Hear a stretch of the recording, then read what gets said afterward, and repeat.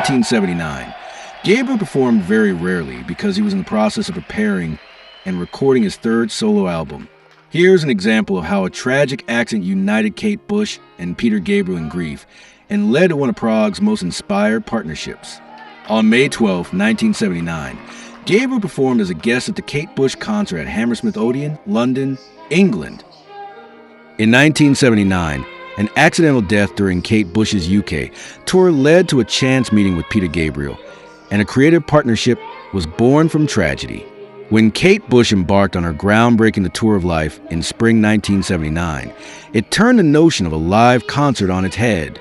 Fully choreographed by Anthony Van Lass, the sold-out 28-date tour was a visualization of her first two albums, The Kick Inside and Lionheart. However, for Bush, it would end up being overshadowed by the tragic, accidental death of Bill Duffield, her 21-year-old lighting director. On April 2, 1979, after a warm-up gig at Pool Art Center, Duffield was undertaking the so-called idiot check, where the final crew member present inspects the entire performance area to make sure nothing has been left behind. He fell 17 feet through an unlit open panel on the stage to a concrete floor below and died a week later in hospital from his injuries. A memorial concert for Duffield was planned at the end of Bush's tour on May 12th at Hammersmith Odeon. Bush and her band were joined on stage by Peter Gabriel and Steve Harley, both of whom had worked with Duffield.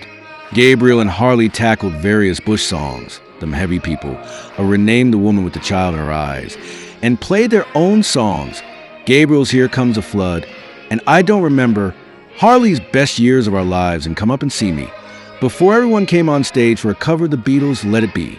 If Duffield had not died, Bush and Gabriel may not have met. They hit it off immediately.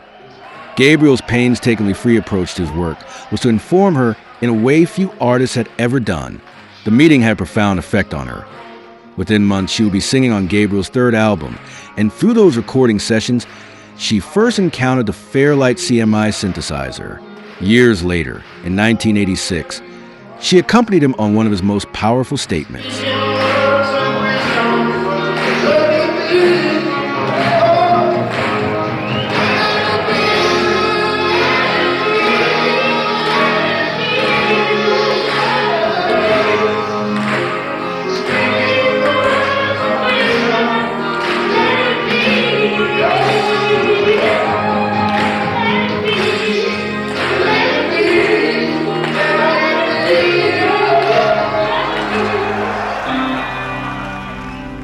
In 1979, Gabriel also performed at Aylesbury.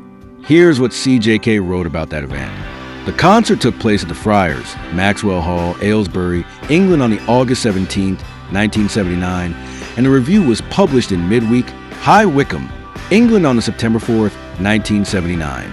Loud noises and bombast. Peter Gabriel's visit to Aylesbury Friars last week attracted a capacity crowd, but somehow failed to live up to expectations. Since leaving Genesis, of whom he was a founder member, Gabriel has gained much street credibility by his refusal to give in to the music biz. He has turned out two immensely enjoyable albums, full of eccentricity, solid rock, and the occasional very tuneful ballad.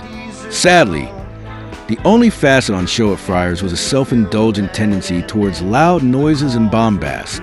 Stalking the stage in a yellow jumpsuit, Gabriel still retained the crispness that helped foster his image, but his vocals were lost amidst the cacophony produced by a six-piece band. Phil Collins of Genesis made a rapturously received appearance to drown the sound of the rest of the band. Gabriel had a sax player who could be heard only when no one else was playing, and a guitarist who couldn't even be heard during his solos. Such was the racket. All of Gabriel's singing and songwriting talent was lost in the muddied mix. Sadly, Gabriel seems to have abandoned the role of outsider, the watcher in the skies, and gone full pelt for commercial respectability.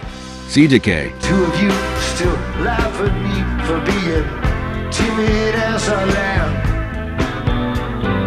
Baby, still moving.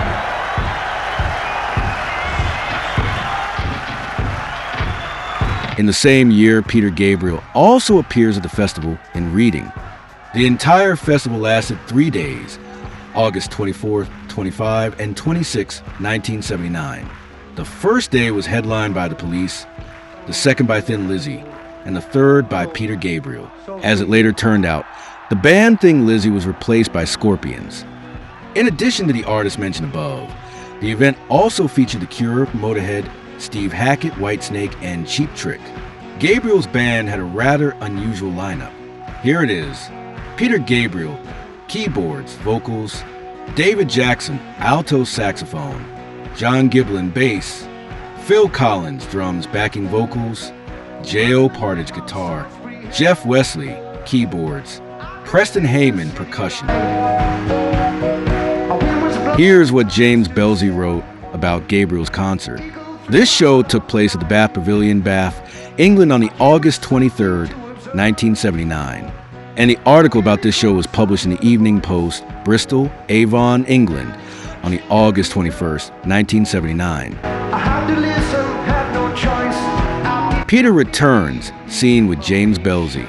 Peter Gabriel, the frontman who led Genesis to superstar proportions and then retired to live quietly in Bath, goes back on stage this week. He won't have to travel far from his home in Walcott, Bath, because the venue is the Bath Pavilion, and the show is on Thursday night. The lineup of his band will include drummer Phil Collins, who now takes lead vocals in Gabriel's place with today's Genesis. Gabriel's total retirement from the rock music scene lasted something like a year, and then he returned with the internationally successful Peter Gabriel Scratch album last year. He made a hugely successful tour and is now gathering his energies for a new album, much of it already recorded, and a possible UK tour. Kevin Draper, the Bristol promoter behind this week's gig, said, "Peter is headlining the Reading Rock Festival on Sunday, and he wanted to do a warm-up in front of a live audience. We got to know each other not so long ago, and I have taken him tapes by a local band and musicians because he takes close interest in the Bristol Bath scene. Bath, his adopted home, seemed a good place to try things out before the really big date at the weekend, and it should be an outstanding evening." Gabriel's involvement with the local scene has proved very helpful to some bands. For instance, he has befriended highly rated Bath band interview, including joining them on stage at one recent Bath date, and they've been picked up and recorded by a national record company. Gabriel is also involved in discussions about a film based on the Genesis album The Lamb Lies Down on Broadway. His tribute to his adopted West Country home came on that Peter Gabriel album. It was a track, Salisbury Hill, about the hill on the Chippenham side of Bath, and it went on to become a single hit.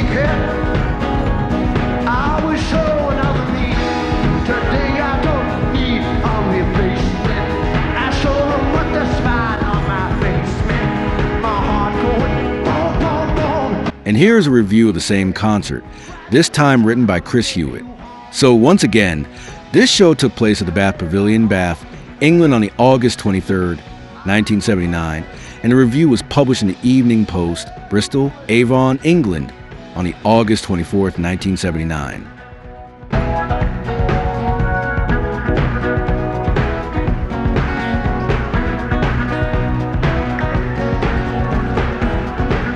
By the way, the Pavilion, also known as Bath Pavilion, is a multi-purpose venue. Originally opened as a skating rink, it later became a music hall and wedding venue.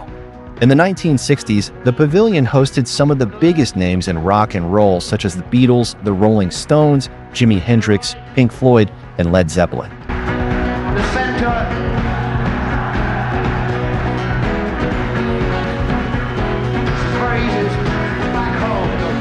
Gabriel's heavenly music. Bath Pavilion, Peter Gabriel.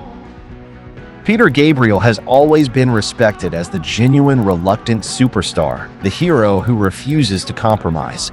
And so he proved on his triumphant homecoming concert in Bath. A packed and largely ecstatic audience bayed for classic Gabriel material, and the former Genesis frontman kicked off with a new band, a new show, and some very new songs.